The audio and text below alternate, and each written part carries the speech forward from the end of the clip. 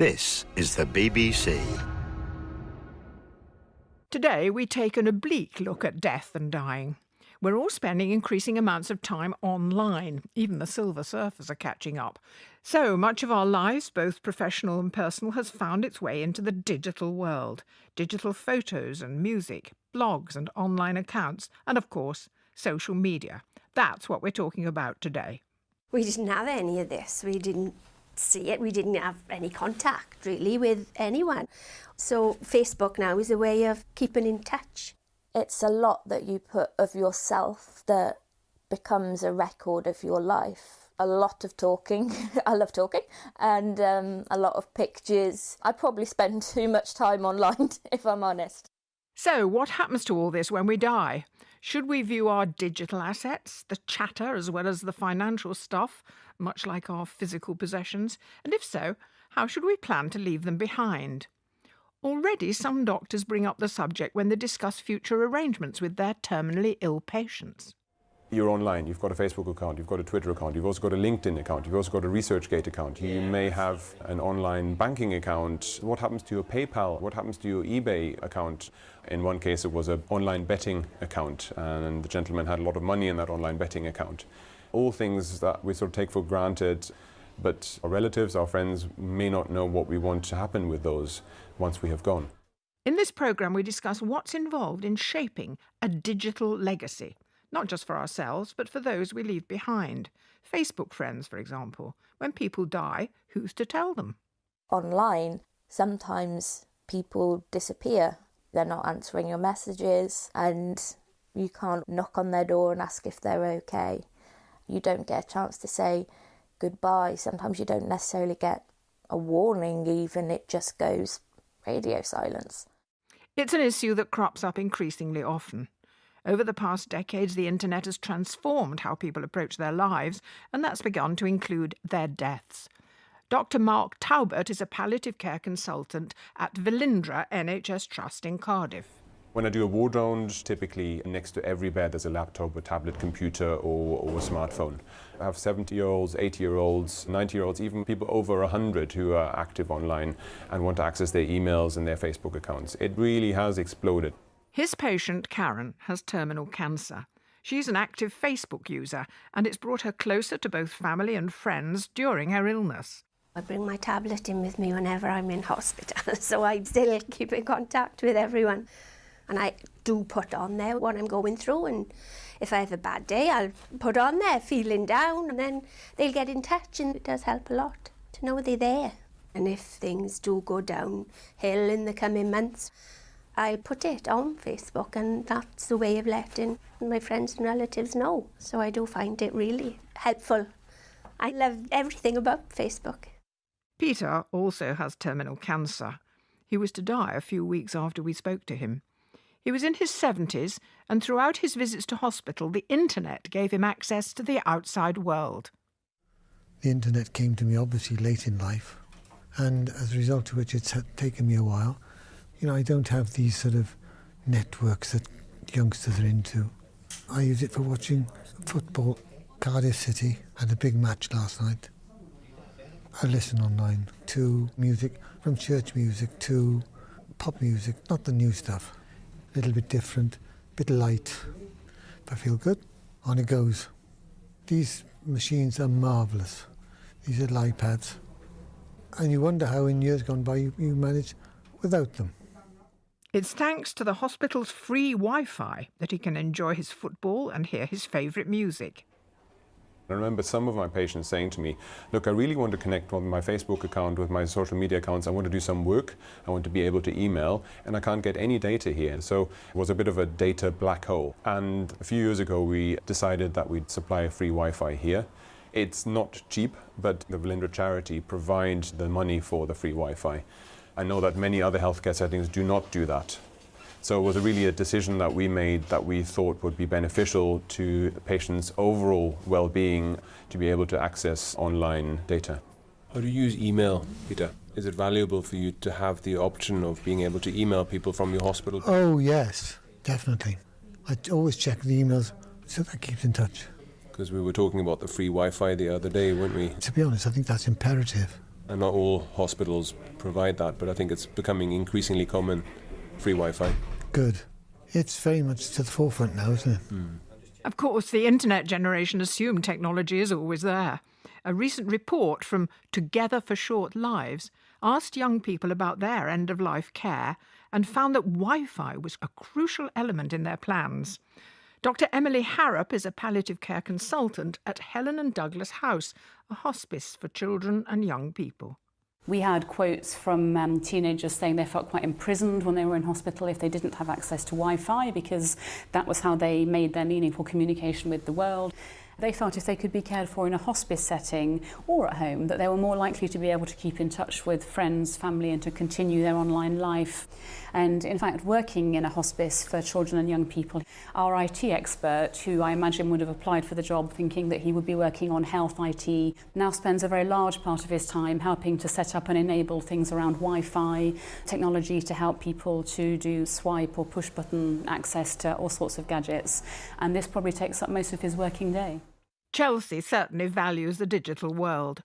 She's 24 and has been on Facebook since she was 16. She has a progressive illness and is often housebound, so social media has been a great way to keep in touch with friends and to share her experiences. If you looked at my page, there's a lot of content there and a lot of messages between friends and a lot of talking. I love talking. And a lot of pictures, all the highs and the lows and the exciting experiences. There's our wedding on there. It's a lot that you put of yourself that becomes a record of your life. I probably spend too much time online, if I'm honest. Online relationships are just as real. I think sometimes people can think that because it's on the computer, it's not real, but those friendships mean a lot to me. It is more than just words on a screen. One of my best friends, her name's Tasha, she actually lives in Spain, and due to both our conditions, we will never be able to meet, most likely, but our friendship I would consider as real as friends that I have grown up with, because we've gone through some very difficult things together online. So let's talk about this. Digital assets, are they as real as tables and chairs? Joining me is Lucy Watts, who sits on numerous committees on palliative care, the digital world and disability. Elaine Casket, a counselling psychologist who's currently writing a book about death in the digital world. And James Norris, founder of the Digital Legacy Association. James, you first. Are digital assets the same as tables and chairs? They are to an extent. They are something that we perceive as real, and they're something that are becoming increasingly important each year. Well, you founded the Digital Legacy Association. You did it 3 years ago. Why did you think it was needed? We're spending an increasingly large amount of our time online. So each year, for example, the value that we place on our digital assets and our digital lives is increasing. In the UK, we're now spending more time connected to internet-enabled devices than we are sleeping. So it's a huge, huge change in the ways in which we communicate with one another and the ways in which we store and save our information. So we launched the Digital Legacy Association at Hospice UK's conference, initially to help support healthcare professionals and palliative care professionals with this increasingly complex area, but now we're also supporting the general public. But I need to press you on how big an issue are digital assets, because I'm an older generation and I think of assets as furniture and books and photographs, all stuff that you can handle. But this is in cyberspace. It is in cyberspace. However, digital assets can consist of, as you say, they could be sentimental photos, they can be videos, they can be purchased movies. There's a whole array of areas that need to be looked at. And the fastest growing demographic on Facebook now is the over 65s. Everybody else who wanted to be on social media sites under that age is now basically reached there. And now it's the older generation who are signing up more so than the younger generation. Elaine, I'm going to press you on this because I'm on both Facebook and Twitter, but it doesn't strike me that what I'm putting there is of much value. I kind of expect it to evaporate. Is that part of my generation? Possibly. I was thinking about what you said about tables and chairs, and in my view, it's more like autobiography, and it's more sentimental and infused with the personal. It's my conversations. It's a history of your life and of your relationships. However, how much there is of you in that depends very much on whether you are a digital immigrant, somebody who didn't grow up with these kinds of technologies, or a digital native for whom those kinds of things are as real and as everyday as the air you breathe. So I'm an immigrant. You may be an immigrant, you may be an imposter. Sometimes you might be able to get out there and get on Twitter and get on Facebook and act as though you're down with the kids. However, it's something that you didn't grow up with, so you don't feel it through the fibre of your being to the same extent that somebody born after 1985 might do. What I do know is that assets mean value. Now, how valuable are digital assets, James? There's two different types. Assets can consist of a monetary value and or a sentimental value.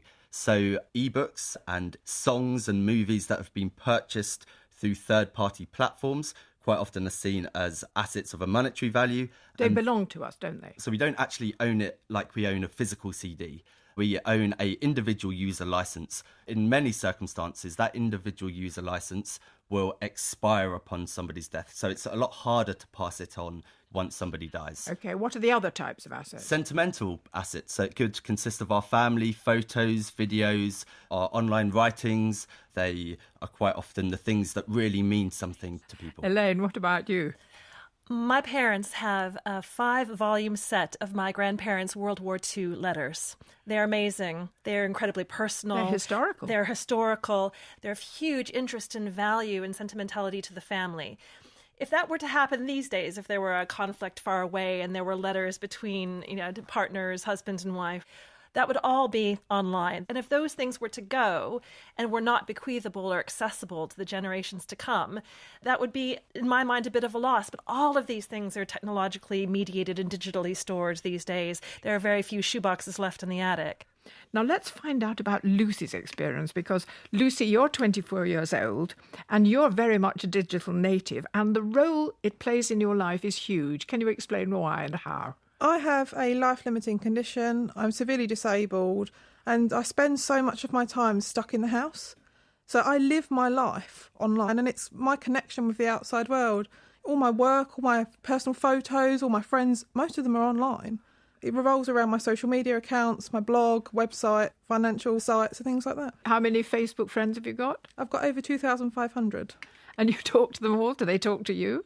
Not all of them, but I connect with most of them at one time or another, and you post an update and people will like it. So you might not speak to someone for 6 months and then you'll reconnect with them again. So what kind of things go online? I know that you write a blog about your condition, don't you? Yes, I write a blog about my experiences. I share my life on my own social media accounts. I write blogs for places such as the Huffington Post and eHospice, so I do a lot of my work online. Elaine, is Lucy typical of this younger generation, do you think? Oh, absolutely. For somebody who's grown up with this, it can be indistinguishable when somebody is talking about a conversation they had, whether they're referring to a conversation they had face-to-face or across a table, or whether that was carried out through one's phone or through one's computer.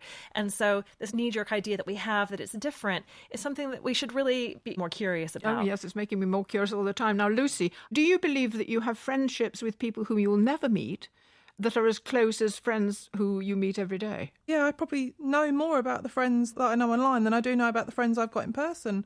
I've got friends as far afield as Australia and America and Iceland, and, I wouldn't be able to be friends with all these people without technology. Many of us know about Kate Granger. She was a doctor who was active online while she was dying of cancer.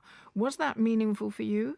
It was. So she decided to set up a Twitter account and to tweet from her deathbed live, basically, and share the end-of-life process with her followers to try and challenge the taboos around death. And in a way, she started a whole global movement. I mean, hashtags are searchable phrases that you can use to link up different posts on Facebook and on Twitter. And she set up the Hello, My Name Is hashtag. And it's all around communication with patients. So doctors coming in and people coming in and saying, hello, my name is, rather than just coming in doing things to you. And actually, it is a massive movement now. It's millions of people all over the world all know about Hello, My Name Is. It was set up for healthcare, and yet businesses are getting involved. It's just been a huge movement. And it survived her dying. Yes, it's her legacy to the world. We heard earlier that it's pretty grim in a hospital if you haven't got Wi-Fi. What's your experience? I can be in hospital for as little as a few days, but I can be in hospital for months at a time, and every single hospital I go to does not have Wi-Fi. to the point that if I want to post an update on Facebook, I have to write the post, send my mum out of the hospital to post it.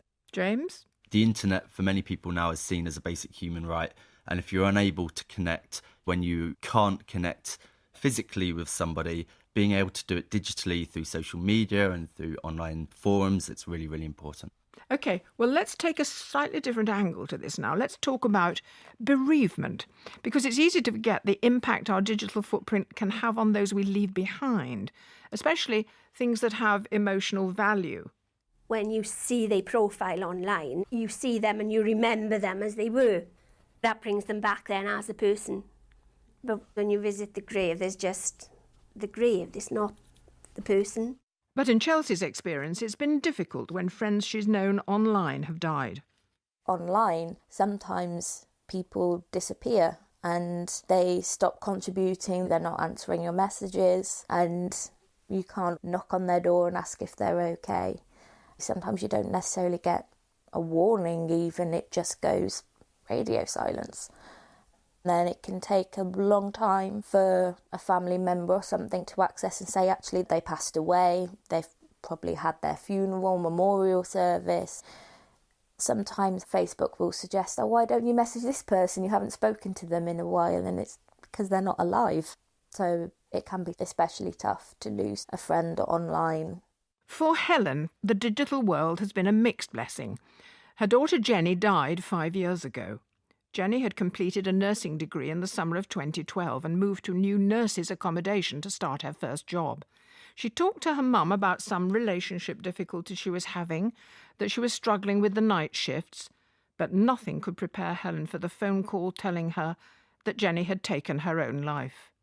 I felt like I was somehow falling into an abyss of darkness on every level, and I think I just fell, and I feel like I heard it because I heard this noise and it was me screaming. And then it's nearly 5 years now since it happened, so the rest of that time has been somehow trying to put myself back together.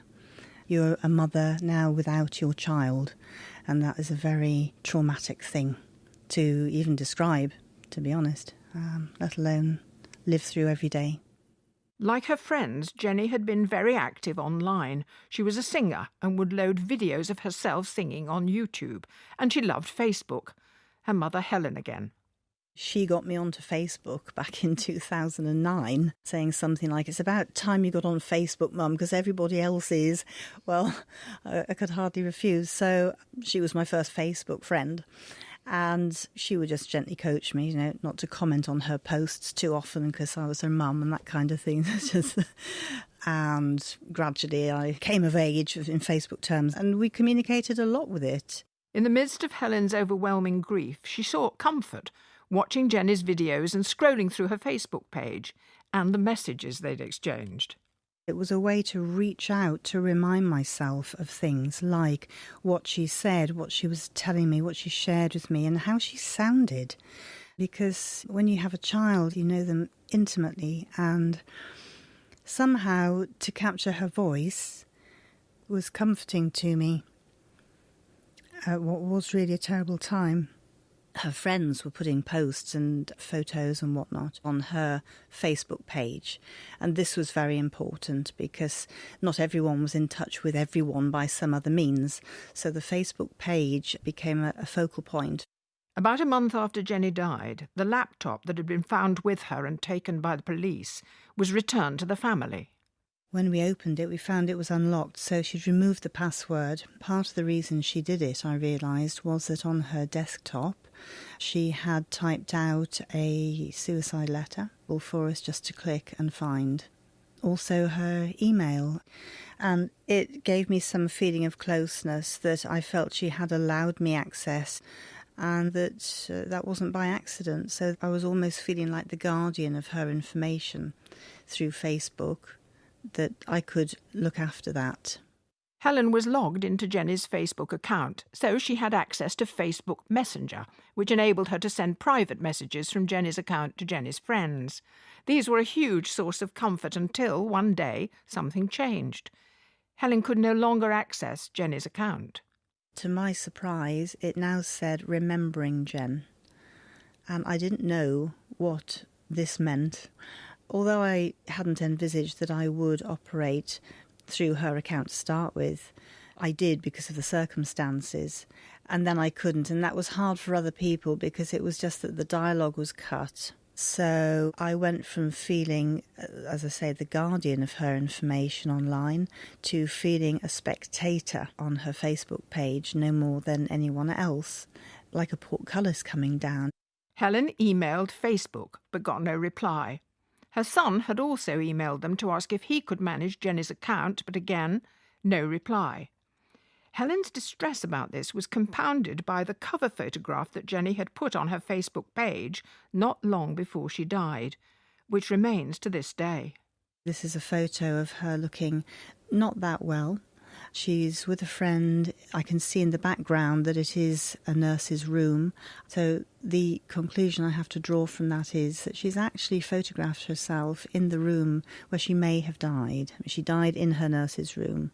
When I go and look at her Facebook page, I see that picture as the main image.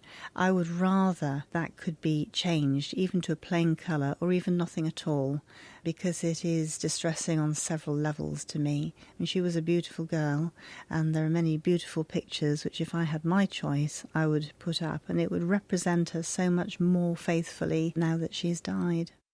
Back to my panel now. Let's talk about this digital legacy in terms of bereavement. Elaine, what's going on? This is a particularly distressing kind of situation that, of course, does happen because oftentimes deaths are unexpected. There may be complex circumstances, as in this case. Facebook is privileging the deceased account holder in terms of their terms and conditions that they signed up to, in terms of their right to privacy, against the next of kin and family's expectations that they will have a certain level of access and control over the dead person's digital legacy. And that's a very understandable assumption to have because once upon a time this would have most likely been the case. But you think they'd at least respond to Helen's request? There is a community operations team that is meant to respond, and of course I couldn't comment on what happened in that particular instance. I just know that oftentimes bereaved families are getting in touch with these companies, and yet you might not always get the answer that you are expecting nor the answer that you want. And I think that issues around control and access over legacy are probably the biggest novel thing about the territory that we are now in death in the digital age. How many people does this affect? How many people who were once on Facebook are now dead? Well, of course, we're only talking about one platform, but it is kind of the granddaddy of social networking platforms. There are over 2 billion regular users on Facebook, and different countries have different crude death rates, but if you apply the one in the US, you can reckon about 16 million people a year that are active Facebook users would be passing away. James, the story of Jenny's photograph is really alarming, isn't it? It is. Facebook and these other new social media sites that are now with us have a terms of service that, from their perspective, they are adhering to the privacy and the wishes of the now deceased. They don't know whether or not they would have wanted their mother to have access to certain files and to messages, and it is extremely challenging. But the most important thing really is to make sure that we kind of make our wishes known so that things like this don't happen. Elaine? It's very interesting. Historically, dead people do not have rights to privacy. They don't have human rights because human rights belong to natural persons, which are living persons. But what's happening now is if an account holder signs up to terms of service in life, those terms of service are adhered to in death. And so if the person hasn't explicitly made their wishes known, the inference is that however they left things at the point of their death is how they wished it to be. Now, there was the distressing case also involving photos on Facebook of the murdered woman Holly Gazzard. Can you tell me about that? In February of 2014, Holly Gazzard, who lived in Gloucestershire, was murdered by her ex-boyfriend. She'd only recently broken off the relationship. After a while, it became clear that there were 9 photos, I believe, of Holly together with her killer on her Facebook page. Her family approached Facebook about removing these photographs, and Facebook initially refused. They gathered a petition of almost 12,000 signatures and also sought advice on this from someone who was versed in copyright law. And as Holly had taken the photographs in question or been responsible for those photographs, copyright infringement was able to be used as a reason to have those Facebook photos removed. However, it was after a bitter and hard-won sort of fight, and the family really needed to have the resources and the will and the determination to be able to find a solution. Not all bereaved families find themselves in this situation, but yet it's a situation that will arise again and again. A huge number of women who are victims of homicide, it's from people who they were in a domestic partnership with or who were once involved with, which means those photos are probably going to be on their social media history. That's very worrying. James, have you ever had friends on Facebook who've died? Yes, one of my friends from university, Ben, after his death, my other housemate called me, and the first place I turned to was his Facebook account.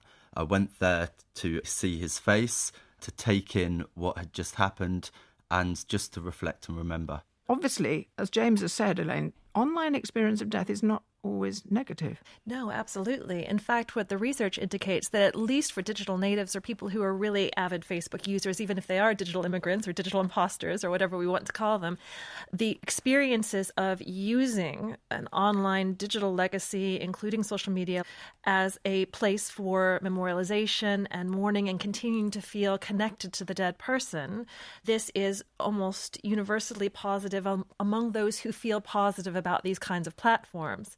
However, there may be many stakeholders in bereavement, and the family, who used to be the inner circle, may sometimes be on the outer circle where the digital legacy is concerned. Could be tensions there, couldn't there? James? There's room for creativity in remembrance when it comes to using the internet.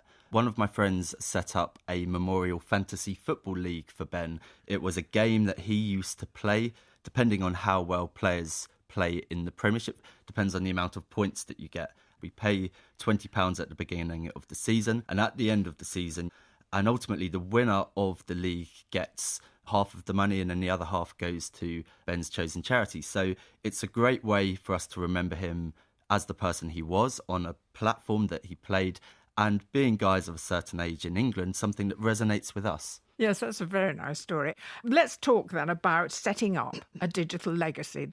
If we all planned what we wanted to happen to our online accounts before we died, it certainly might help. Chelsea's digital legacy comes naturally to her. At 24, her digital assets seem no different from all the other things she'll leave behind. Having contributed so much and so much of my life being online, it feels like personal property, and so when you're thinking about your possessions, who would treasure, this vase or this collection I've got in the digital age now, social media is something that is very important and precious. She's not alone. The latest guideline on end-of-life planning from the National Institute for Health and Care Excellence, that's NICE, recommends that a child or young person's social media presence should be considered. Dr. Emily Harrop was deputy chair of the committee that wrote that guideline. The issue has become particularly pertinent over the last few years. It wouldn't have occurred to me 8 years ago to ask somebody about their social media presence, whereas now I think it would be just as valid to say, do you have a person who you would want to be the custodian of your Facebook page, or have you thought about what would happen to all those amazing blogs that you've written that are now in the public sphere, and what that means about your legacy and the footprint you leave? Chelsea is starting to write down what's important to her. Facebook, she wants her husband to curate her account. Then there's Instagram and Twitter, all with their attendant passwords. At the moment, I'm kind of in the beginning of bullet pointing areas that are important to me. So first of what happens to my Facebook, because that has a great deal of content on. I've made my husband what's called a legacy contact, which means that in the event of my death, he can take over my account, and I would like it to keep running. I'm going to write a last message that I want to put up there, maybe a few photos. With Twitter, you can have one message, what they call pinned to the top, so it's the first thing everyone sees, and somehow in 140 characters I need to sum up something to leave everybody And then probably Instagram will be an image maybe posted after my funeral for the online community to see. The concept of a digital legacy is starting to trickle into adult care too. For Dr. Taubert, online activity is part and parcel of the conversations he has with his patients when planning for their end of life. The topic of social media and online sort of comes up automatically because so many of my patients have tablet computers and smartphones, and they're tapping into them when I approach them on my ward round and I say hello to them and shake their hand, and then they put their device to one side. And then I sometimes say, look, are you on social media? And then they might say, yes, I'm on Facebook. And that kind of gets a conversation started. Today, Dr. Taubert is broaching the subject with Karen, who has terminal cancer. She's active on Facebook, so they start with that. I would like it to be left there for people to access, to know things about me when I'm gone. If my husband could be the administrator, that's fine. It's incredible how much stuff we have tied in online, which is behind passwords that no one knows. I suppose there are some accounts that when I reach the point where I am really unwell, then I will probably close some of them down and just leave the ones that I think are going to be important to leave for my family later on. I do feel a bit awkward about this sometimes because I'm a palliative care consultant and suddenly I'm talking about digital stuff and online stuff. I don't have a Snapchat account, for example, and some of my younger clients will think, well, he doesn't have a Snapchat account, he doesn't know what he's talking about. But once they start thinking about it, everyone's individual preferences come out. I don't advise anything, but I ask people to perhaps think about these things, and we find that people say, oh, when I die, I want my Facebook account to be deleted. I don't want anyone to see it. But many more people say, no, I'd quite like it to be sort of memorialized, and that gives them a sort of sense of fulfillment, a sense of legacy. I've thought about this myself. What happens if I fall off my bike one day and everything is over? Who will know what should happen with my Twitter account or with my eBay account or my Amazon account, for instance? So I've got a sort of little Excel spreadsheet with all the different accounts with whether I'd wanted to continue or not continue. But Chelsea has found the process a minefield. The more she thinks about the detail of her numerous online assets and accounts, the murkier it gets. It's difficult thinking about your end of life anyway, and writing a will, especially when you're young. And now in this age of social media, you have another big challenge, which is what happens to all of this content, some meaningful, some not so meaningful, that's all out there. What do I do with it? And social media is about interaction.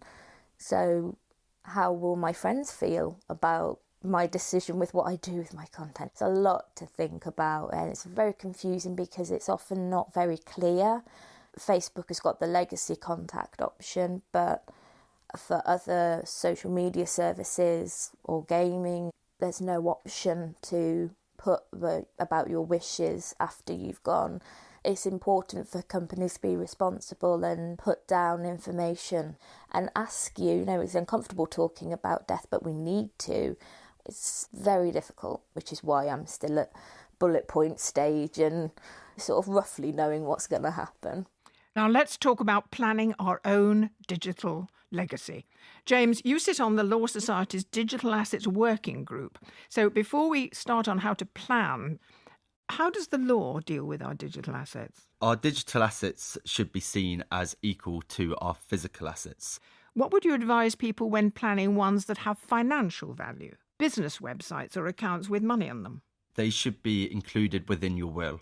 There's issues, however, when we purchase assets through third-party platforms like Amazon for ebooks, for example, or iTunes by Apple for music, because when we do, we enter into an individual user license agreement with them, and in many circumstances, this media expires upon death, so you can't pass it over to your next of kin like you can a CD. And have people been caught out getting that wrong, not understanding that they don't own their iTunes? Yes, not only people, solicitors as well. Many solicitors aren't aware of these terms of service, so it's really up to each person to understand what they can and can't do on each platform in order for them to actually hold the hand of their solicitor in many circumstances to make sure that their wishes are adhered to. So are there any other financial assets we should know about? So there's many. There's things such as Bitcoin. So, for example, I've just put some money into Bitcoin, our PayPal accounts, gambling accounts. There's a whole array of different online services that store our assets of a monetary value. We did find in our recent digital death survey that under 5% of us have made any plans for our digital assets of a monetary value. So it's an area that really needs to be looked at and addressed. Elaine. We've got a situation where you've kind of got contract law and privacy law on one hand, kind of protecting the dead person's assumed interests. And then you've got laws of succession and laws of copyright over here that the next of kin are trying to use to get hold of things. And it's tremendously confusing. And it's confusing for the lawmakers. It's confusing for everyone. So don't feel alone in being confused, because everybody's confused. Well, and we need James to help us. James, what about sentimental assets? So we've got a range of tutorials on the Digital Legacy Association website for things like how to download your photos from Facebook and pass them on to your next of kin. But again, it's all about finding out about which services you use. Think about the photos that really mean something to you, because, you know, for going back to your example of the shoebox of photos under the beds, how will the next of kin know which photos were special? It all starts with thinking about and then having conversations about what you want to happen, and then writing a social media will. So again, we've got a social media will template that's free to download from the Digital Legacy Association website. Okay, so you download this document and you fill it in and leave it somewhere safe. So yes, you simply state what platforms you use, which email address is associated with it, whether or not you've made any plans for it, so whether you've downloaded photos, assigned an executor of the account on some of the platforms that allow you to do that, and then make plans according to your wishes. So you leave a list of passwords? It depends on each person's circumstances. If they feel that they trust their next of kin enough, then they should perhaps tell them the password. For other people, they may want to use a password manager or a number of different other ways. It still sounds a little confusing, and I'm going to confuse it even more because fingerprints now are replacing passwords on smartphones. That can make things difficult. It can. I've spoken with 2 funeral directors and 2 end-of-life professionals who, on separate occasions, have stated that families of the deceased visited their loved one and used their finger or thumbprint to access the mobile device. From the dead body? From the dead person, yes. That's quite eerie. It depends. I mean, being locked out of somebody's device following their death can mean that you can't access the photos and videos on the device. And then when it comes to carrying out administrative tasks, like perhaps arranging a funeral and closing accounts, it can make it very, very difficult. Elaine, we heard earlier in the programme that Chelsea had a legacy contact for Facebook. What does that mean? This is a more recent innovation that Facebook has done. So going into settings on Facebook, you can now see there an option to nominate someone, a digital legacy contact, to do a limited number of things. They can change the photograph at the top. They can put a message at the top. They cannot access your private messages. They cannot change anything about the content that you did in life. They cannot post as you. They cannot log in. But they can manage it. That person also, if given permission, can download a physical archive of what you have on Facebook. Again, not private messages, but everything that's visible. But in that same place, the user can also stipulate, I want this to be deleted after I'm gone. Depending on where you live, the person who holds the account, that can either be upheld in law or it can be contested. Lucy, tell me what you've done about your digital legacy. As James mentioned, the social media will I have filled in. And I've put my passwords in it, but I've password protected that, and a password my mum knows, so those passwords are in effect are safe. But my mum, she is a digital immigrant. She's not very good with technology at all. So what I've done is, as well as a social media will, I'm creating a step-by-step guide to tell my mum what to do, how to do it, and there isn't that facility out there. So taking screenshots of me doing all the steps, so she can, look after my Facebook, which I want to be memorialised, my Twitter, delete some of the accounts that aren't relevant. And I've got some posts I'm writing to be posted on my Facebook after I've died. I'm going to write almost like a eulogy to go on my blog. Other things I'm going to do is a legacy documentary that can be posted online for my family to remember me, to hear my voice, but also for people that stumble across my work and don't know me, they could watch that and actually get to know me. The other thing that I also am looking into at the moment is a lot of my friends dotted all over the world will not be able to attend my funeral. So I'm looking into whether my funeral could be live streamed on Facebook. Well, not everybody can be as savvy as Lucy.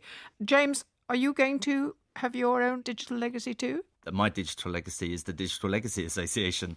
But yes, I've made a number of plans for a number of different things, including videos, including text. So yes, it's something that I place a high value on, as do many other people. There's some sense in which people who might want to leave a message, older people now talk about, I'd like to leave a note or two. In fact, you can leave it so that your great-great-great-grandchildren will hear your voice. Yes, in a variety of formats, audio, video, and it is a wonderful thing. Are you doing it? Yeah, I have appointed my partner as my digital legacy contact on Facebook. I've given him permission to download a physical archive to be able to give to those who might not otherwise have access, which is one option that you can tick with that particular platform. My next of kin would know that one of the things that I'm really passionate about is that there are other mourners who have a significant stake, perhaps, in being able to access the memories of that person online. Family might not always realize how important a digital legacy is to another mourner whom they might not know very well. And so I think that's another thing for people to keep in mind as well. You're making me feel my age. Do you think I should do it? I think everybody should think about it, whether it's simply thinking about the password on your mobile phone all the way through to the different platforms we use. That's been terrific discussion.